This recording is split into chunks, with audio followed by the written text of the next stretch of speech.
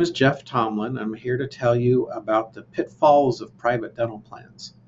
So, private dental plans have traditionally have a lot of restrictions, and I would call them pitfalls or gotchas in their contracts. And so, for many years, after I've been an insurance agent almost 30 years now, and for many years, when clients have come to me in my office and said, "Hey, can you sell me some dental insurance?" I would say, "Hey, don't bother. It's a waste of money. Just pay cash." And generally that's been true. However, I finally found a plan that I like, and it's from United Commercial Travelers, which I will call UCT.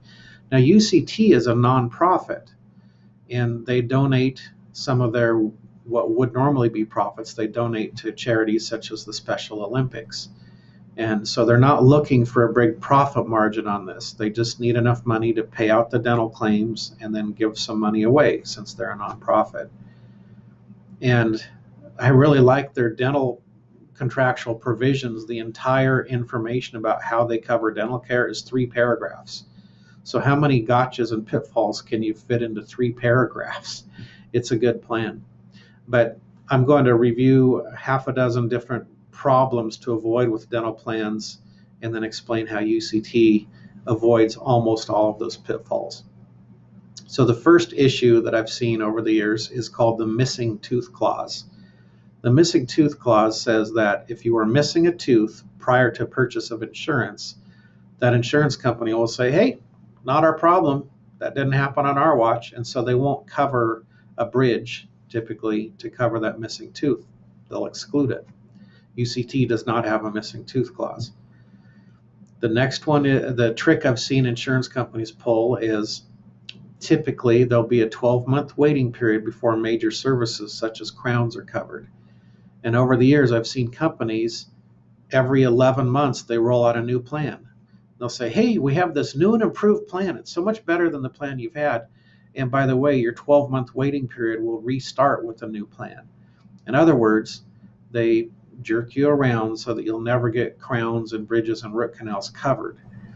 UCT doesn't do that. However, they do have a 1-year waiting period. You have to be insured a year before they'll cover a crown.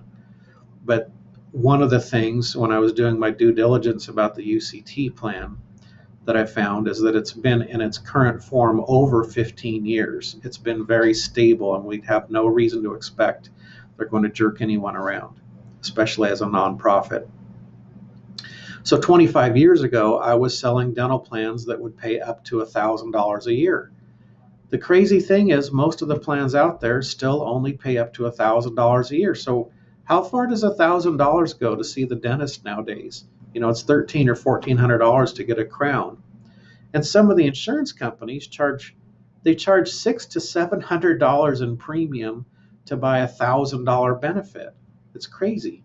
So UCT offers, you can purchase your choice, $1,000, $1,500, $2,000, or $2,500 in benefits. It makes more sense. The next thing is, if you see a brochure and it says, "Hey, we pay 80% for fillings," don't believe it. They don't pay necessarily 80%. They pay 80% of what they think a reasonable cost is.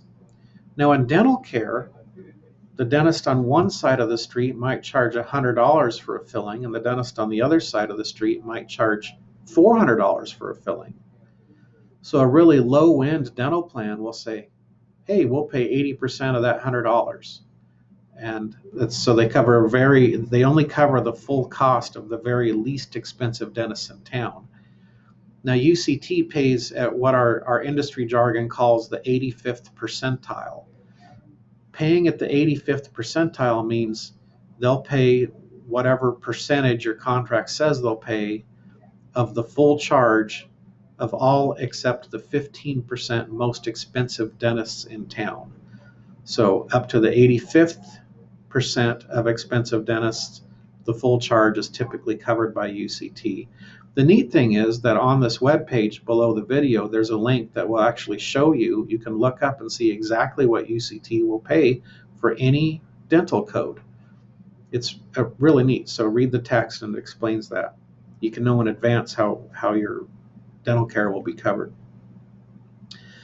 The last thing is don't tie your dental plan to a medical plan or to healthcare.gov. So the reason I mention that is there are good health plans out there that have a dental rider. Well, the problem is if you buy the dental rider and then cancel the health plan, well, then you lose your dental too. So say you've had your health plan 1 year, you need a crown, but your health plan is too expensive the next year, so you change health plans. Well, you've just lost your ability to get a crown covered because the dental plan was tied to the health plan, and they both get canceled at once. This is also true with healthcare.gov. If you buy a health plan and then you also buy an attached dental or even a separate dental through healthcare.gov, the dental gets canceled with the medical when you cancel that healthcare.gov medical plan. So ideally, you'll buy a freestanding, standalone, separate dental plan outside of healthcare.gov.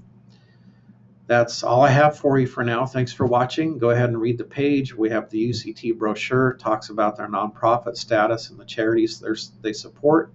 We have the application, which you can fill out and send back to my office for processing. We have an email if you have any questions. Thank you.